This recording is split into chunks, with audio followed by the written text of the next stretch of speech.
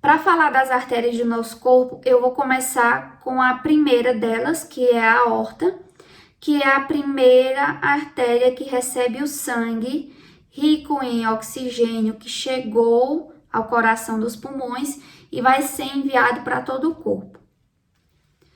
Ela tem uma parte ascendente, um arco e uma parte descendente.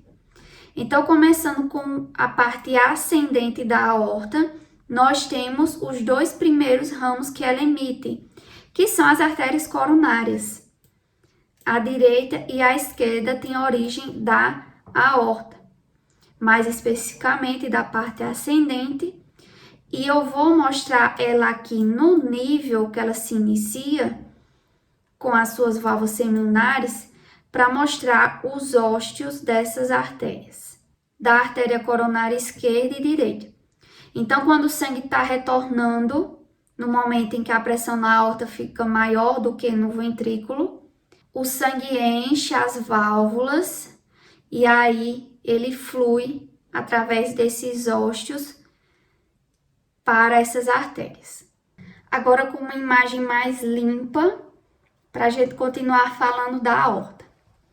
A parte ascendente, ela vai surgir no ventrículo esquerdo, vai subir cerca de 5 centímetros, e aí ela se inicia posteriormente ao tronco pulmonar, mas durante o seu percurso, ela passa para a direita e faz uma curva para trás, transformando-se no arco da aorta. No arco da aorta, a gente tem 3 ramos, e essa estrutura aqui, ó, o ligamento arterial, que é o remanescente do ducto arterial. Esses ramos da aorta são o tronco braquiocefálico, a carótida comum esquerda e subclávia esquerda. Aqui, as carótidas vão vascularizar a cabeça e pescoço, de forma geral, e as subclávias vão para os membros superiores. O tronco braquiocefálico, ele se ramifica em carótida comum direita e subclávia direita. Então, as carótidas, elas têm origens diferentes. A do lado esquerdo surge diretamente do arco da aorta e a direita surge do tronco braquiocefálico. A mesma coisa vale para a subclávia direita e esquerda. A esquerda surge direto da aorta e a direita do tronco braquiocefálico. Vou colocar o esqueleto aqui para a gente conseguir se localizar no corpo. Pode ser que exista um tronco braquiocefálico esquerdo, assim como pode ser que a artéria carótida e subclávia direita surjam diretamente do arco da aorta. São variações anatômicas. Vamos começar então com o destino da artéria carótida comum, tanto a direita como a esquerda. Como elas vão ter o mesmo destino e fazem o mesmo trajeto, vou sempre falar de apenas um dos lados do corpo. Então, a artéria carótida comum, ela vai subindo lateralmente na região do pescoço e vai se ramificar em artérias carótidas externa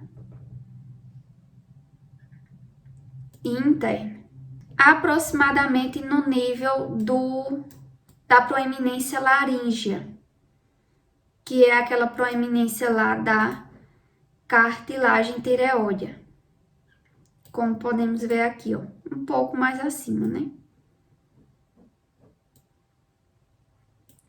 Essa artéria, ela é bem vulnerável porque não existem estruturas ósseas envolvendo ela para proteger e ela está bem superficial no pescoço.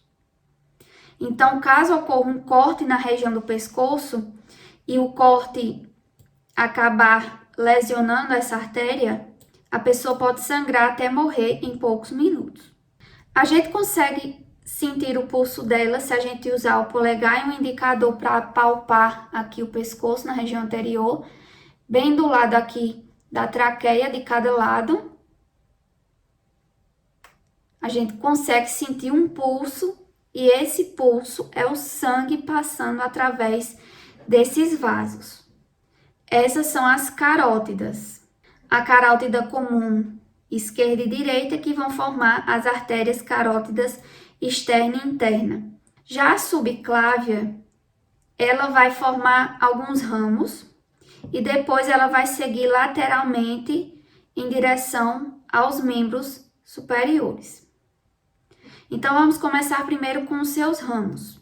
Vou representar aqui mais alguns vasos, que são justamente os ramos da subclávia. A subclávia, ela é pequena, ó, ela emite ramos e segue lateralmente como uma outra artéria. O primeiro ramo dela, que vai aqui para trás, é a artéria vertebral. Ela sobe pelos forames dos processos transversos das vértebras cervicais, como podemos ver, e entra no crânio pelo forame magno. Essa abertura aqui que a gente tem no osso occipital.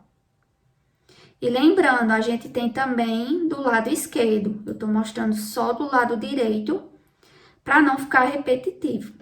O segundo ramo da subclávia é a artéria torácica interna, que desce aqui, ó, lateralmente ao externo.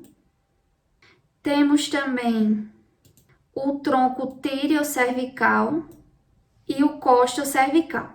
O tíreo-cervical, ele emite alguns ramos e um deles são as artérias tireoideas. Vou mostrar aqui para vocês. Ó, é um ramo aqui do tronco tíreo-cervical, por isso esse nome, tíreo de tireoide. Após emitir seus ramos, a subclávia continua lateralmente como a artéria axilar, que também emite vários ramos. A artéria torácica superior, a artéria toracoacromial, a artéria torácica lateral, a artéria circunflexa anterior e posterior. Na sequência, essa artéria entra no membro superior como artéria braquial. Essa é a artéria axilar e ela continua como artéria braquial, que também emite vários ramos no braço, mais ao nível aqui do cotovelo, da fossa cubital, a gente tem a formação de dois ramos, a artéria radial e a artéria ulnar. Essa é a artéria radial e essa a ulnar. No nível das mãos, nós temos a união dessas duas artérias formando os arcos palmares. Esse é o arco palmar superficial e esse é o profundo. Bom, então já vimos cabeça, pescoço e membro superior. Todas essas regiões vascularizadas por vasos que saem do arco da aorta. Ela segue inferiormente como parte descendente da aorta, que passa pelo tórax e abdômen, como parte abdominal e torácica, respectivamente. Durante esse percurso, ela vai emitindo vários ramos, que vão vascularizar todo o abdômen e o tórax, tanto a parede dessas regiões como os órgãos.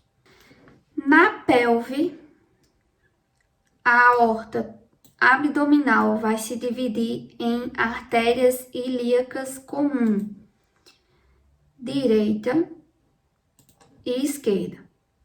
Elas vão seguir um curto trajeto e formar as artérias ilíacas externa e interna. Artéria ilíaca externa, artéria ilíaca interna. A artéria ilíaca externa continua na coxa como artéria femoral. Ela logo emite um ramo, que é a artéria femoral profunda, e ambas vão seguindo inferiormente. E perceba que a Femoral, ela faz um percurso medial e anterior, mas depois ela segue para trás. E na região posterior do joelho, a gente tem as artérias poplíteas. Poplíteas porque essa região do joelho é a fossa poplítea. Na região inferior da cabeça da tíbia, deixa eu usar aqui esse outro lado que é melhor. A artéria poplítea vai formar dois ramos, que são as artérias tibiais anterior e posterior. Entre outros que ela vai emitindo também, mas os principais são esses. A artéria tibial anterior que vai para frente e vai seguindo do lado da tíbia até o pé, onde se continua como a artéria dorsal do pé. O outro ramo tibial, a outra artéria tibial é a artéria tibial posterior, que logo forma um ramo importante aqui para a gente, que é a artéria fibular. Antes de falar dela, vamos seguir o trajeto da tibial posterior, que é para baixo. Perceba que ela vai emitindo outros ramos. E vai seguindo para a região medial do pé, onde vai formar duas artérias. As artérias plantares medial e lateral. Voltando lá para o começo da tibial posterior, a gente tem um ramo que é a artéria fibular, que vai suprir a fíbula e vai acompanhando ela até a região do pé. Certo? Então, essas são as principais artérias do nosso corpo. Todas elas vão emitindo, ou pelo menos a maioria, vão emitindo outros ramos, mas o objetivo do curso é mostrar os principais. Lembrando que esse módulo é um bônus, essa parte aqui, arterial e venosa, pois o objetivo do curso é estudar apenas o coração. Eu representei aqui todas as artérias para vocês terem uma noção da riqueza da vascularização. Na cabeça, no abdômen, tórax, a própria mão e o pé.